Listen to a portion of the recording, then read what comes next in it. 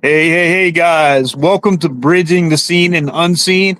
I am your host. I am Shane McLain, and this is the lovely Gwen. She's the best producer in the world. How are you? I'm good. How are you? I can't complain. And my wife's here. You already know the deal with that. You know, it's not going to work. Not going to work. But everything's good outside of the little medical thing that I have to go do. But everything's pretty good. I'm keeping high spirits about stuff, so I know God's in control of everything. So Yep. for sure. Well, tonight I'm excited. This couple I have talked to several times about coming on, and just the scheduling was never able to go right. But I have been wanting to get them on. They're great people.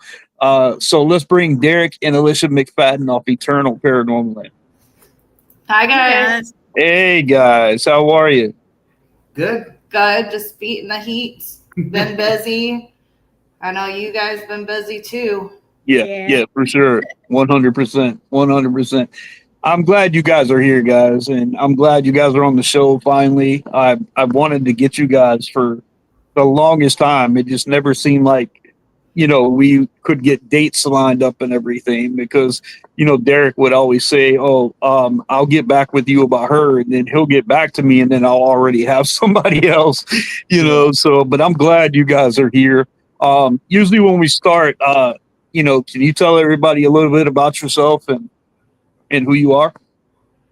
Yeah. My name's Alisha and I am the creator of Eternal Paranormal. We have been together since 2022, 23. Yeah, 23, but I have been investigating since 2020. I originally started out with Residual Echoes Paranormal. That was another team that I had founded, and Derek was a part of that team. And we did some investigating. We eventually ended up investigating our first big location, and that was Edinburgh Manor in Montreal. Edinburgh. Yeah. Mm. And after that, things just weren't keeping going. And another team reached out from Peoria, Illinois, and they were like, "Hey, we heard that you were at this location. Would you be willing to come and meet us and kind of do an interview?"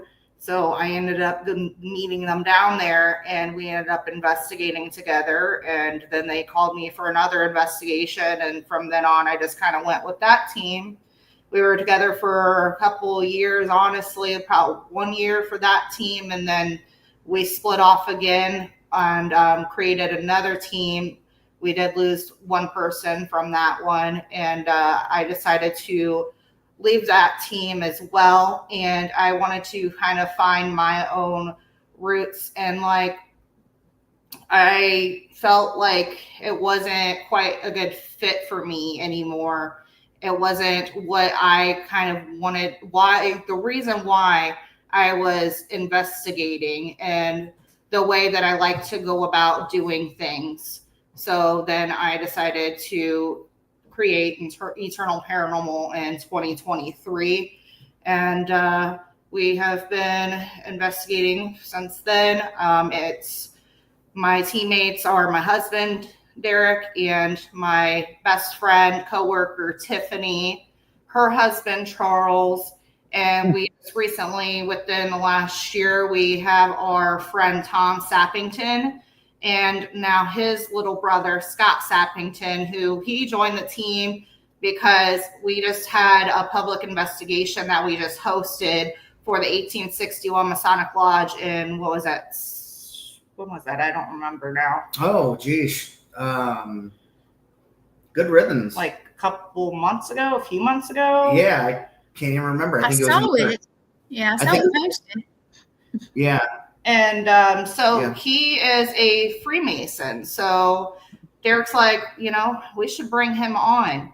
Let him come with us as like a guest investigator and see, what kind of happens. And it definitely did enhance activity. And he has had paranormal experiences his whole life along with his brother, Tom. So, and it just went so well. We just worked so well together. I was like, hell, do you want to be a part of the team? And so, yeah, he's going to be joining us from here on out. That's Yeah. awesome. I was Okay. just intrigued by the way that he was using himself as a trigger object. Very professional. And for somebody who's never done it before, it would just seem so natural when he was, he was speaking with, our public and like the public and stuff, people who came to, investigate with us. And, he was educated on, that. And he knew like what type of things that he could do to possibly maybe, stir up the energy a little bit. And he used those methods, and those methods, when we were there the first time, worked excellent. So we did it again at the public. And, I can't wait to kind of see what he has moving forward, with the team, because I know that he's going to support us. And he's just a great guy, and he's respectful too. So it's going to be pretty cool to be able to investigate more with him. And he's just showed so much excitement. You can Yeah. see it just light him up inside. Genuinely. The investigation, the public investigation, Mm-hmm. and the private one that we did before the public investigation. I was like, I know this guy is gonna love doing this a lot more, and seems really intrigued and interested in doing this. And as far as Tom, his older brother, Tom is a seasoned investigator. He's been doing it for many years, probably 20 plus years. And so he knows, all the old school techniques and he's kind of old school when it comes to, ghost hunting, basic voice recorders, and, he likes it not too big of a, crowd or, lots of, too much equipment. And too much equipment. Just sit there for a little bit and just kind of listen and see and just take it in. Yeah. It's been a while since I've just been kind of like that, and less equipment, and, pulled back from all that. And he really kind of, taught us again, or retaught us, and taught those that haven't done that before to kind of take a step back. And you see and you hear and you feel so much more and experience so much more when you do kind of that. Yeah. And so, it's really cool to have him on our team as well. And, Tiffany and Charles, they're pretty awesome too. Tiffany, she gets excited when when stuff happens, and we just love to have a good time. And you know, as a whole team, it's pretty awesome. We've went to some amazing locations, you know, this past couple of years, and what got me into the paranormal, you know, it goes back from when I first saw an apparition with, you know, my dad, and we were at this mansion. So this wasn't a team when you saw yours, like you were younger? Yeah, this was when I was like 8. So then, like, I was helping my dad wipe off a table because they had a cleaning business, and I'm going to just make it long story short. Veely's Plantation. Yeah, it said Veely's Plantation in McLain. And so now it's a U.S. bank. Anyway, so I was helping my aunt just kind of do some things, you know, because I was just there, you know. My dad was a single father, and I didn't have a babysitter, so I went with them to do their thing. And so I'd help them sometimes, and I turned around because I had this feeling like somebody was staring at me, and I saw this man in a full silhouette. He had a black tuxedo and slick back hair. And I even asked my aunt, I was like, hey, Aunt Candy Liz, who is that standing in the door? I didn't know better, you know. I thought it was just a person. And then she screamed. So then my dad comes out of some of the offices, and they actually lock all the offices behind them once they go in, and they got like a master key. They can close up everything. And we were on the 3rd floor. My dad looks over the balcony, didn't see anything. And my aunt described it as soon as she screamed, it just like vanished. And I can still remember it to this day. But yeah, that's what really got me intrigued in it. And just growing up watching all the shows and doing different things, and experimenting with the Ouija board, because I mean, we've all been there, you know, when we were kids and stuff. And you know, then you learn different things about it and stuff. So anyway, you know, you do certain things to protect yourself a little bit more when you get older, and learn some wisdom on that side of the thing, you know. But yeah, I mean, when she first started on the team that she was talking about, I really wasn't into it like I am now. So what really got me like going is we went out to Broadhead for like this event called Spirits in the Spring. That's in Broadhead, Wisconsin. And we went to the event, and it was awesome just to see everybody kind of like getting along. And I mean, she knew like half the people there already by now. And I thought it was really cool. Everybody was into the same thing, and it was just an all around cool vibe. And I'm like, you know what? I can get into this. Mm-hmm. So then I ended up buying like $2,000 worth of equipment for 2 years. And I'm just like, this is crazy. Yeah, he has an equipment addiction. I do. That's for sure. It's easy to. It's easy to get. It's easy to get that way. Yeah, and I'm like, oh, I love this, and then oh, I love the way that looks, and wow, that's so awesome that does this. So I gotta have it. If I see something really cool and I get to experiment with it, you know, in real life, or I'm just like, man, I want one now, and I get one. Either way. Then you got awesome people like Austin Maynard, who comes out with something new like twice a week, and I'm like, man. Yeah. You're going to cause me to go broke. Equipment. I've got this laser. I have to ask Derek, have you tried his illumination station, Austin's? Not yet. No, I have not. We got one. We got one. Yes, nice. It's awesome. Yeah. Heck yeah.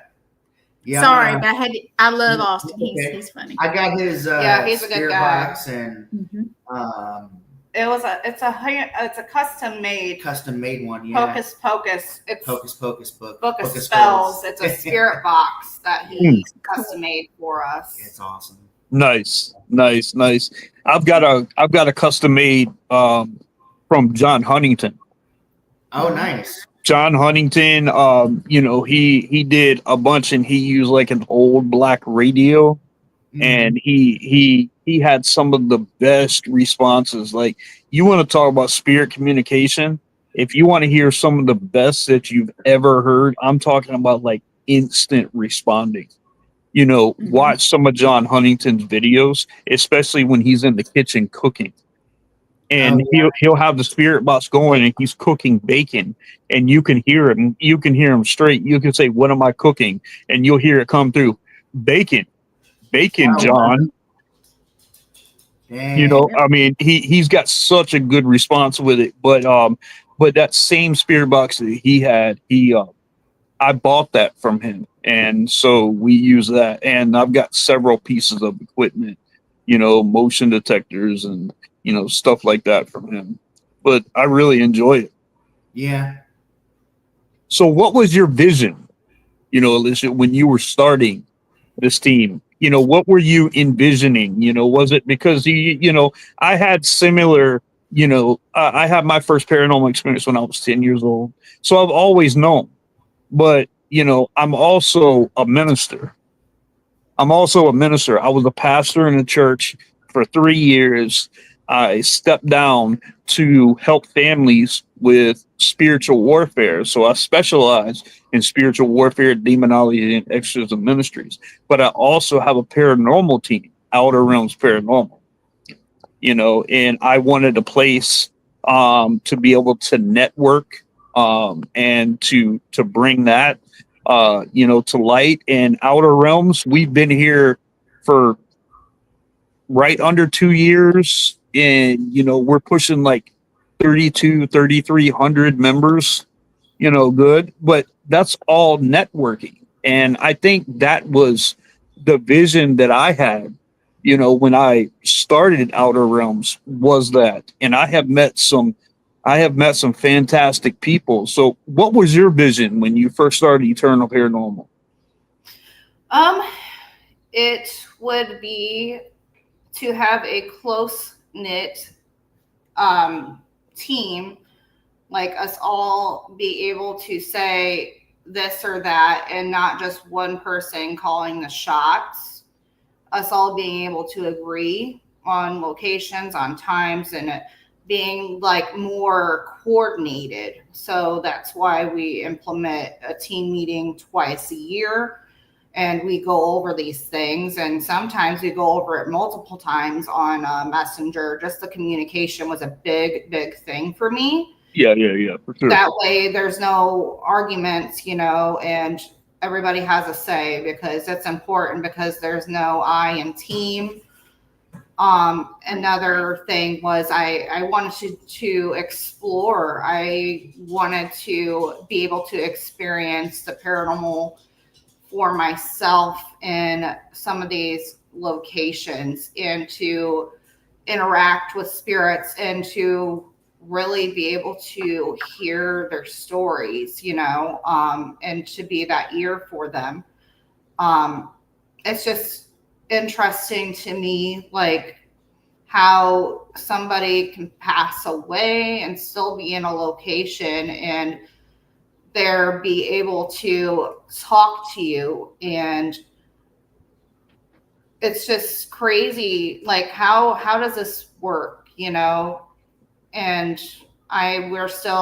don't know, but it's fun. Also, the camaraderie between the team. Absolutely. We have fun, we fuck around with each other all the time. Excuse my language. No, you're good. This is a wide open.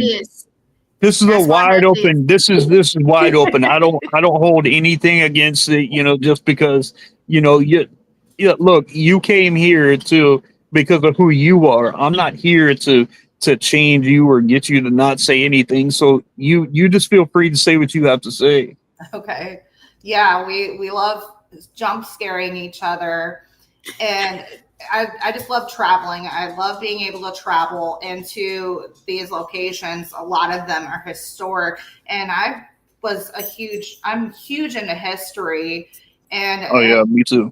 To be able to be inside of these buildings and see what they've seen, and some of the items or equipment that's left behind, it's like, oh my God, like this was there back like how many years ago, and it's a thrill for me. And also going to paranormal events and meeting others that you're networking with on Facebook or YouTube or whatever, and then you finally meet them in person. Like, that's the best thing in the world, the best feeling. It's like you already know them anyway. It's just like a reunion. I just want to hug. I want to hug you. Like, I can't believe we're actually meeting each other in person, Yeah. And we Are all you guys have coming the to the same Rock Down? price. Huh? Are you guys coming to the Rock Down? Yes. Oh, yeah. Yeah, we're one of the sponsors, See, actually. I'll get to meet you there. Yeah, I thought so. Oh God, I seen you. I seen you on there. I was like, yes. Yeah. Yeah, Mhm. I'm coming. See, I knew you'd make your way out. You said I found a way. I'm in Connecticut the weekend before, and I got a ride. Nice. Did you just like sign up for the Rock Down? Because was it like a last minute thing? Because I was looking and I didn't see anything about you until like yesterday or something. She added me. It's on I seen it on the Paranormal Rock Down or on your page. I did not even see it. Oh my god. Yeah. Okay. Yeah. I got a ride from Connecticut. I'm there. I got a ride for somebody that lives. Do you know Christina Bloom?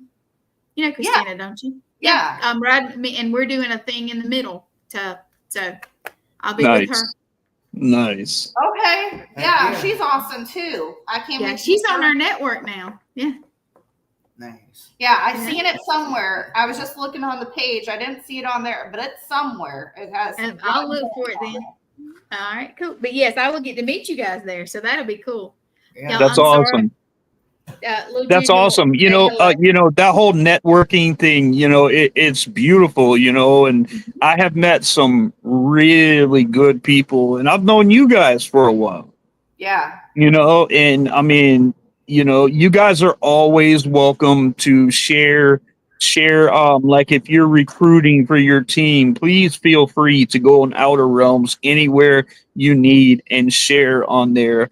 Share your events. I mean, everything that's going, because that's what I created that for, not only as a team, but for others to come in and be able to share their team too, to be able to spread everything the way that you should, because Go ahead. no, go ahead. Okay. You know what's funny is my co-host for Unturned Pages, Jenny Davis, we just did a Pine Lawn Manor investigation together. And she was just like, after we got done investigating the next day or whatnot, she's like, you guys should totally make a Minnesota branch of Eternal Paranormal. It's like, I don't even know how to even go about that. Like, where would I start? You have to find somebody like you that shares your vision. If they share your vision and you can show them and tell them how you started that, because there's, it's like branching out. When I first started Outer Realms, I had a UK division. That's awesome. Yeah. All the way But in the UK. you want to talk about turmoil? I'm telling you now, you guys think turmoil is over here, with a lot of these teams and stuff like that. Over there in the UK, man, it is dog eat dog over there. Really? Yeah. Mhm. Yeah. I have a friend over there that's a paranormal investigator, Stephen Dobbs. He's with Knights. I can't even remember. Paranormal Knights. Yeah. Okay. Yeah, that's awesome. Yeah, I've got a girl that's like my sister, like my online sister UK. Her name is Shani Page. That sounds familiar. Mm-hmm. Or Dark Soul Paranormal. Dark Soul Paranormal. If you look her up, she was with me for a long time, like even when I first started, but I ended up taking the UK page down because of all the chaos that was going on over there. It just wasn't being run right, and I was having to micromanage everything, and I was like, See, just that's not one with it. thing that I worry about. That's why I kind of don't want to go that route. I'm afraid, I like where we're at right now, and I don't want to make it too big, so it's all chaotic, and then shit comes crumbling down. So Right. But like I said, if you have somebody that's like-minded, somebody, and if you had a person that you trusted over there, and a lot of times, when I did recruiting and stuff like that, like if somebody wanted to, branch out, like I have Aaron Wing, as a team director, and he's all the way in Wisconsin. Like if he has somebody that he wants to bring into Outer Realms, we have a face-to-face meeting right here, So I see all of them and I talk to them and tell them, I ask lots of questions. He asks lots of questions. But if you do that, I mean, you can start another division with somebody else, but you definitely have to trust that person, when you start that. Yeah. Yeah. And I don't It's not know. reliable. Yeah, it's very difficult too, to find, the right people, especially if you think, like you, for instance, your vision is, what your vision looks like. And if somebody were to come in there and kind of disrupt and kind of make it their own way, it would, I can see the aggravation. I can see, and you're like, this is not what I wanted to do. I just worry about the drama in the paranormal field, and that's another reason why I left the last two teams. I actually am pretty good friends with a couple of them still from the old teams, like Sean Ellis, Tammy Christian. She was another one that was with Enlightened Souls Paranormal. Yeah. But I just don't want the drama. Yeah. We're all about supporting everybody and not talking bad about any locations or whatnot, and stepping on anyone's toes, all that. So that's just one of the big things for me. Yep. I don't want to disrespect anybody. That's completely understandable. My motto in life and for Outer Realms is be the change that you want to see. Mm-hmm. And I think that's smart to have something like that. And I do that because, that's, I wouldn't treat anybody else less or anything less than what I want to be treated. Mm-hmm. So yeah, I get it. And speaking of that drama, guys, that you guys had, what do you guys think about all that, that's going on, like with the backstabbing and, things like that? Like, what do you guys think about that? So honestly, we just don't even comment. We don't feed into it. See on Sweet. Facebook or whatnot or hear about it, but honestly, we don't Stay in our lane. don't have no comment. We don't want to choose sides. We never want to choose sides because you don't know anyone's side of the story. Right. Some Right. things are better left unsaid. And it's not our business. Our business is our business. Theirs is theirs. That's how I've always been, though. Yeah. And myself, as my own person, outside of the paranormal field, I avoid all negativity. Like, why give my energy out to somebody else? That's just gonna affect myself. Yeah, I just think it's a shame. Think it's a shame that people can't even express, like when they go to a location and they want to show people, evidence and stuff like that, and people get tore up for showing evidence. And I mean, they get tore down. I mean, to a point to where I know so many people. I'm not talking about like 10, 20 people. I'm talking hundreds of people that will not post publicly the stuff that they have because of the comments that come behind it. Mm-hmm. And my goal, my viewing of that is perception is reality. That's the truth. The way that I perceive things is my reality. The way that you perceive things is your reality. No one can change that, and no one can make it, so what's the sense in arguing about it? So that's how I wish other teams would be too. And I wish that, because this is a field that we all love. And the way that things have been going the past 2 years is making some really good, credible, and I know some really, really OGs in this field. And, they're almost wanting to step away because of it. Because no matter if they stay quiet, whatever it is, all they have to do is be mentioned in something, and then all of a sudden it's spread everywhere.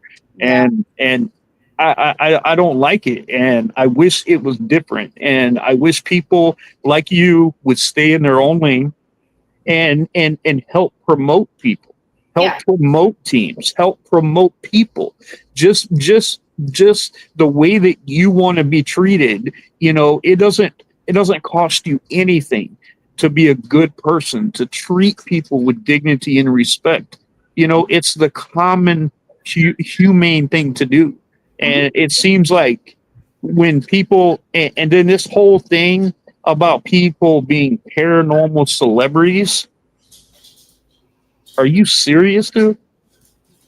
Oh, yeah. You serious? That's like being a professional serial eater. Who does that? Like and then I hear people saying like professional, like that. There's no professionals in this field. We're all testing everything. There's no scientific theory. There's theories behind it, but there is no set theory that signifies anything in the paranormal. So there are no professionals. Now, your character, your behavior, how you act and things like that, there you can be professional. Yeah. But as far as calling yourself a professional investigator, come on. Yeah. That's why we have so many people that we've met, and they want to collaborate with us. And it's because we like having fun, and we're positive, uplifting people. Our energy is just so high.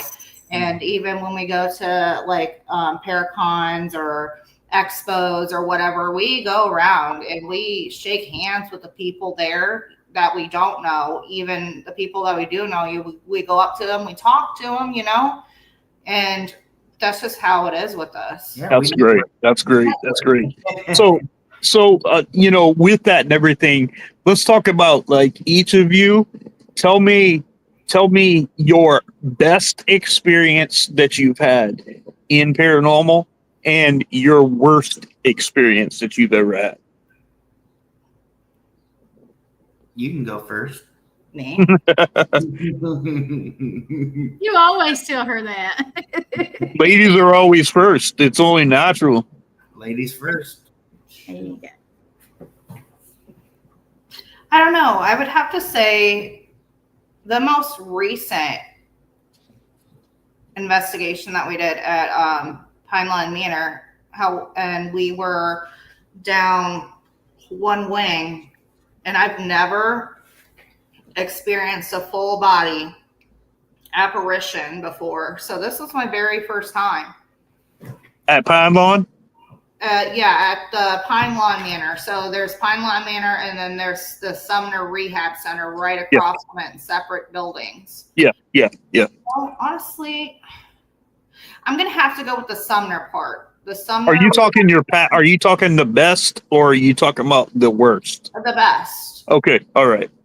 So we were in the rehab center, Sumner Rehab Center, and we were all just looking down the hallway towards the nurse's station in the dark, no flashlights, no nothing.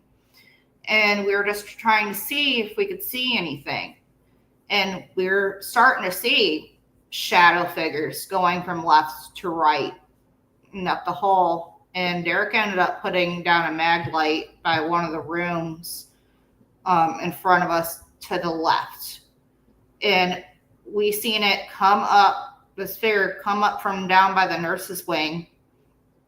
And it stopped, and it was, I can't even say, probably like 5 something. And it hit the flashlight and turned it on. Mm. And so I was like, hey, we should set up some laser grids pointing down that hallway. So we had 2 laser grids pointing down that way. And there was a wheelchair from the rehab center that was down there by the nurse's station. So we're all watching, to see what the shadow figures do. All of a sudden, you see the lights get blacked out, and right by that wheelchair, something's standing by it, then it sits down. In the wheelchair. In the wheelchair. Wow. Okay. That's cool. It was insane. That's awesome. That's awesome. So how about your worst? And without when I say worst like that, everybody has had like scary experiences, but there's that one experience that you've had that you hope and pray that never happens again. Have you had one? Yeah, this was before I started Residual Echoes Paranormal. It was in my apartment that I used to live in. Mm. And I was in the midst of going through my divorce, and it was very bad. It was mentally, physically abusive, and whatever came from that, something negative stayed behind in the apartment, and I was scared to death. So I was in my room, and my baby, my oldest, I had a baby monitor in her room. And one day that started going off. So it scared me. I can never stay upstairs. And especially this one time I had a hookah, and I took a puff and I blew it out, and I was taking a selfie, and it was me. I was like in front of the doorway, and you could see a face coming out of it and like two other faces. Oh, wow. So I don't know if it was pareidolia, but I would have sleep paralysis there all the time. I was scared to death. I would have this one dream that I had, and it just felt so real. And I was taking a nap on the couch, and Lila was in her pack and play. And this is actually what was happening. I was sleeping on the couch. Lila was in her pack and play. And in this dream, I seen this demon crawl up on the ceiling in the corner, was staring at me. I said, "You can't have my baby, you have to go through me." So I picked her up. This thing jumps on me. It's scratching me, biting me.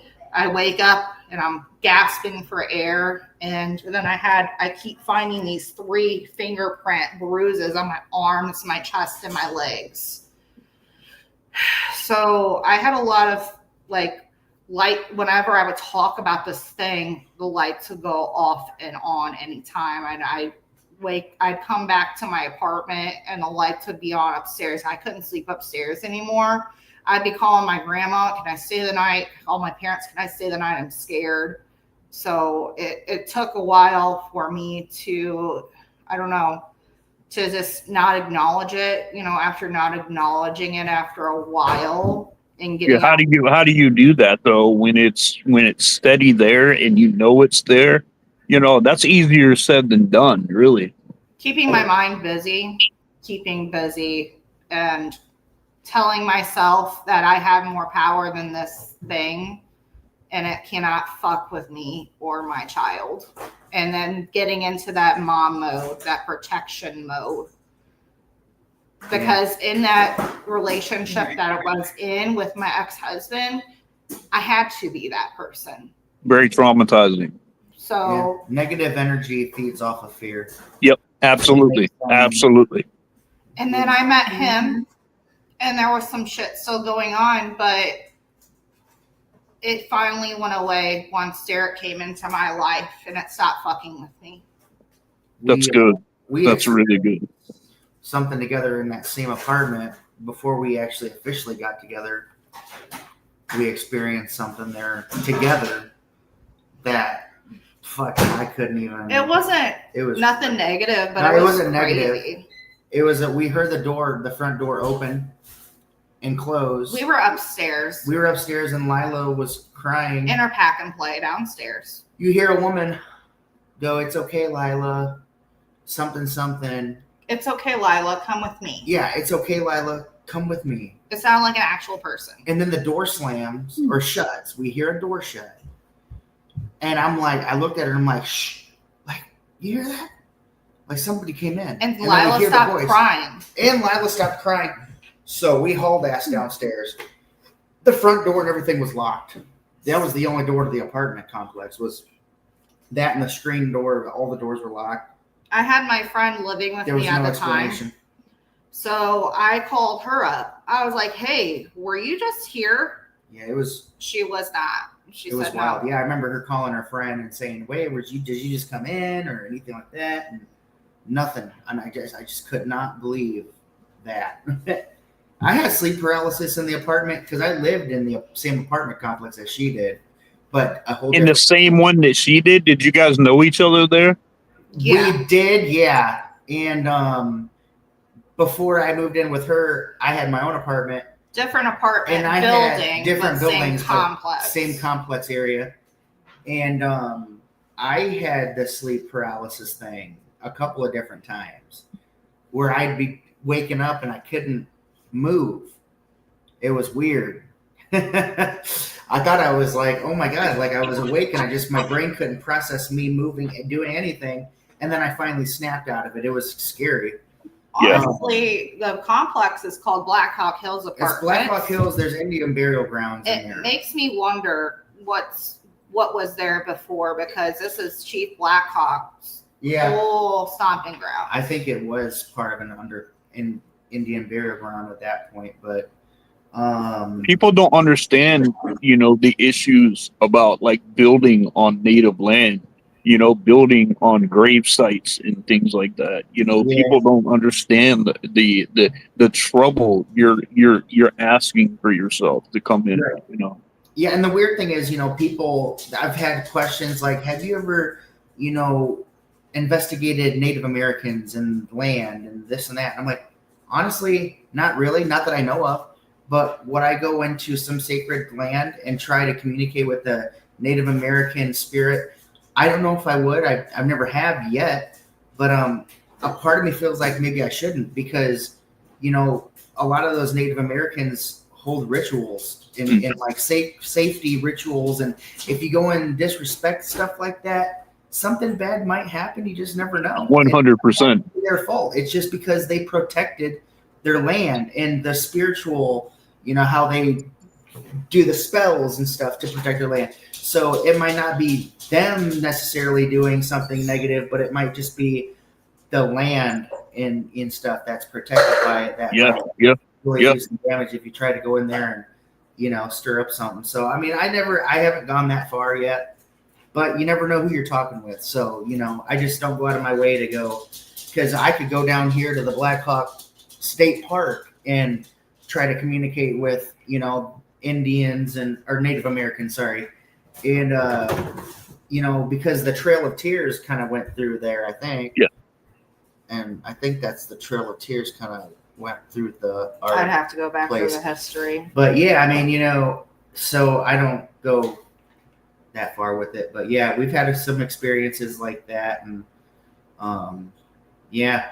Shoot, even like at our other place, we've had shadow figures and different things, but we just, I remember you getting scared the fuck out of me. You woke me up out of a dead sleep. Yeah. So my favorite experience, I'm going to go back to your question.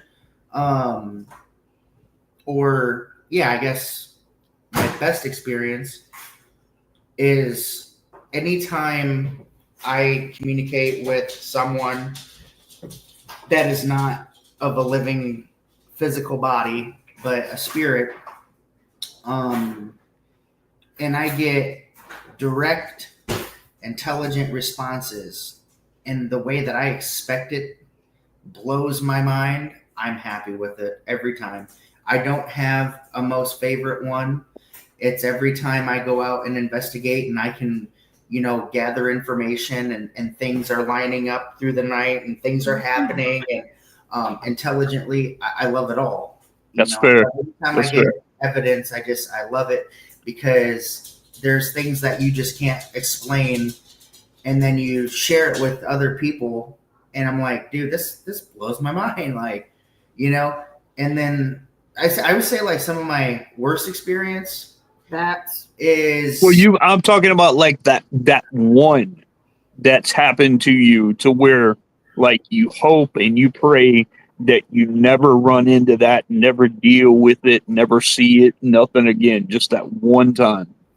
Now, are you talking about paranormal experiences with spirits and investigating, or okay? Just anything that has to do, whether it was before your team, anything like that, like a lot of mine that I had was before I had a team. Yeah. You know, so I mean, like one of the scariest one that I've ever seen is I have 100% seen a black-eyed child at my door Mm-hmm. at Yeah. like 2:45 in the morning, Mm. pouring down rain on my back step. And I look out the window, knocked 3 times, looked out the window, and this little, it looked like a little girl to me. And it had a white shirt with like cut off jeans, no shoes, dirty looking feet, and just like scraggly hair, and looked at me when I looked out the window. And I have never seen blacker eyes in my whole life. Wow. So, and that I'll never ever forget that. And that's what I'm asking you. Like, there's that That one whole time. story is crazy. I've heard the whole. Yes, it is Yeah. cool. So What the about one, Bailey's or when we were in the old house, you know, because you were scared. You grabbed me and was like, well, it "What is that?" startled You me, know? but that wasn't my worst experience. No, you don't No, it think just so? startled me. Okay. I would say when you're in a house and you're not familiar with it and things are happening that are not explainable. Like I don't know, like 12 or 13. I was staying with my cousin in McLain, and this was where we did the Ouija board. Oh yeah. And, we did it for hours, and it was just us three in the whole house. But leading up to this point of us doing the Ouija board thing, I would stay there quite often, and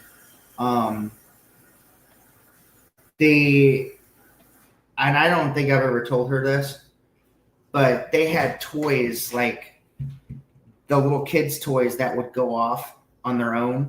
Mm. And they took the batteries out and everything, and they were still going off. It blew my mind. I was like freaked out though. I was scared because I'm like, oh my gosh. So I'd be hiding under the covers at night when I was sleeping on their couch. And then they had stories of like handprints on the French doors, glass into their dining room from the living room, and the rocking chair swaying back and forth, and how, you know, there's stories of the mother that killed or that hung herself upstairs, and you know, so I mean, all that stuff leading up to this night that we did the Ouija board, we had a lot of interaction that night with noises on command. The toys are going off. We've got like full sentences. I mean, we were doing this thing for hours with a notebook because I was with my cousin and his ex-girlfriend, and she was a sensitive, and it was wild, but it wasn't very negative. It was just creepy, you know, scary. I've never really had, I don't think, a negative, terrible experience in the paranormal yet. I get startled very easily and I get freaked out. You know, I've been cussed at and, you know, and things like that. But I've been growled at too. When I go back and review evidence on my ghost box, and I can hear clear as day, or like I've been hissed at. Yeah, unexplainable hissing. Yeah, I've gotten, you know, when you go back and review evidence, it's like, holy shit. Talk I did about not. the Roadhouse. Well, It is. The Roadhouse I got growled at, and then I got hissed at another location. But yeah. You went running down them stairs when. Did you ever find out the source of that hissing? Yeah. Because It was clear as day. It said "F you," and I was taunting, and I freaked You out. weren't really taunting. So No, I tried a little. I didn't want to go we too far. investigated at Cheney Mansion in Jerseyville, Illinois, and so it's supposedly a fake cistern in it. You could tell down in the basement, and they used to help slaves with the Underground Railroad. But we kept having our camera malfunctioning with the lights, it's shutting the lights off and stuff. It shut my phone off. And so Derek went upstairs to PD's room, the owner of the house originally that passed away in the house. They actually had his funeral there. So he went upstairs. He was on S box or spirit box, whatever box it was. And he's like, I don't think it's funny that you keep, and I said, fuck you. Because he was going to ask him about, telling him about the light, shutting him off. And you see him, we're downstairs at the nerve center, and we could see him. We're on this big screen down there that they have set up, and there's cameras everywhere. You can just see a trail like leaving his body because he's running so fast down the stairs. Wow. Well, yeah. I'm gonna go back and edit that video and enhance the audio on that part, I think, tonight. And then just do like a little replay flashback of that moment just because it was so funny. I mean, it was hilarious because I'm like, I kind of gathered myself and I'm like, and then I sat there and I just had full body chills. I freaked myself out. I'm known to like scare myself, you know, and that's one thing I'm working on is trying to not mentally scare myself because you know what I mean? Because it's very easy to do. You can. It is.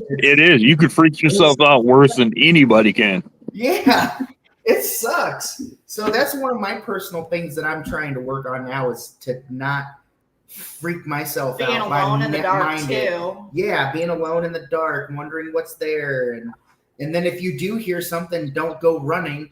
Just remain calm. And that's one thing I like about Tom. He's like, you know, Tom teaches me. He's like, dude, don't run.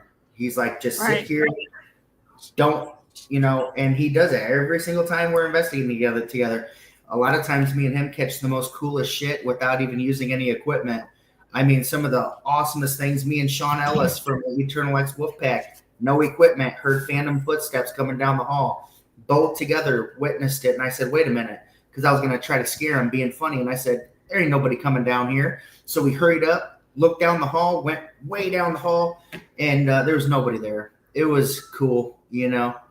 I feel like when you're not ready and you're getting caught off guard is when you get the most relevant, you know, responses ever. And then, you know, when you're trying to catch something, ain't nothing gonna happen. Right. That's exactly how it happens. Yeah. Hey, you guys, we got about 5 minutes left. Okay. Why don't you tell everybody, you know, how to get a hold of you, and if you have anything coming up, like an event, something like that, just tell everybody that. Yeah, you can get a hold of us on our Facebook page, Eternal Paranormal. We also have a YouTube channel, Eternal Paranormal Official, and we're on TikTok, Instagram, but mostly Facebook. So reach out to us on Facebook. And we have for 2025 into 2026, we got a whole lineup. So the 28th of June, some of the teams going up to Broadhead Manor for a paranormal investigation. July 18th and 19th, we'll be at Paranormal Rockdown. We're one of the sponsors and vendors. We will actually be helping out the 19th with the investigations from 7 p.m. to 1 a.m., stepping in for the special guest investigators that night if they need breaks or whatnot. August 9th, we're going to be going to Cambrai House in Nauvoo, Illinois. Saturday, August 16th, we're hitting up Rock Island Roadhouse again with CNR Paranormal. September 12th, we have a private investigation at the 1861 Masonic Lodge. And then September 20th, this is the event. I believe there's only 9 tickets left for the 1861 Masonic Lodge. And this is in Keithsburg, Illinois. And it is strictly through Eventbrite. There is a limit of 20 tickets. And so, yeah, I believe there's 5 left. And it's $35 a person, I believe, still. October 4th, we will be at the Horridge House in Benton, Iowa. And then Saturday, October 18th, we will be a vendor at the annual Benton County Expo again. And then that night, we're going to be hitting up the Granger House, Victoria Museum for a private investigation. May 23rd, 2026, we are going to the Gibson Victorian with a group of people. And then Sunday, May 24th, 2026, the next day, we are going to be going back to Pine Lawn Manor and Sumner Rehab Center for another investigation. Awesome. It sounds like you guys got a plate full there. Yeah, we do. We're loaded. And on top of that, I do co-host Unturned Pages. So every Sunday we have a podcast there too. Yep. What's it called again? Hey, tell everybody how to watch that podcast also. Unturned Pages. It is on Facebook, Unturned Pages, or you can go watch us over and subscribe on our YouTube channel, Unturned Pages, as well, with And Jenny Spotify. Davis. Spotify, iHeartRadio. Anywhere you can find a streaming network, Yes. Unturned Pages. Nice. Yeah. That's awesome. Guys, I wanted to tell you guys one more thing before we have to cut it. You talk about old school and stuff like that. I'll be 48 years old this year. I was born in 77, and, we didn't have, when I was growing up, we didn't have, all that kind of equipment and stuff like that. But I'll tell you one that I used to use that I still use today. If you get 2 red Solo cups Yeah. and put them in front of you, and take a ping pong ball and put them on the top of the bottom side of the Solo cup and rub them against your head. It calls static electricity. You put them on both. The static electricity stays, and you could actually do yes and no questions. And you can say, this is yes, this is no. And if it gets close to whatever the ball is, the ball will shoot off of the Solo cup. That's cool. Oh, dang. Yeah. If you take it and put it on top of the cup and rub it against your head, Yeah. it causes a lot of static electricity. And the static electricity from that stays inside the ball. So Yep. it doesn't, it's not just on the outside. What's on the outside is if something gets close, even with an entity, if they get close to it, you can see the ball start shaking like this, and it's close. But if it goes and gets right close to it, it'll shoot, and you can actually see from where the ball goes, the direction that the entity is actually at. Yeah. That's cool. Nice. Yeah, that'd be You'll cool. need to try it. Yeah. Yeah. Yeah. We But I got- wanted to thank you guys. I wanted to thank you guys for coming on, man. You guys have been awesome guests. I wanted to get you on for quite some time, and hopefully we could do a round 2, and get you guys back on, like maybe after some of your events that you have going on. I'd like to get you back so you can talk about some of those. Yeah, that But, was great. And thank you guys for inviting us. Yeah. Absolutely, Great talking to absolutely, you guys and seeing you guys again. absolutely. And you guys, huh? I said it's always I'm good sorry. I talking was to you going to guys. say, yeah, just let us know when It you want to is. come back. Yeah, thank you guys so much again, and I'm sure I'll be talking to you guys outside here anyway. But you guys have a wonderful night, and stay spooky, and just have a good time. And thank you again. Okay, All right. Bye, all right, guys. bye guys.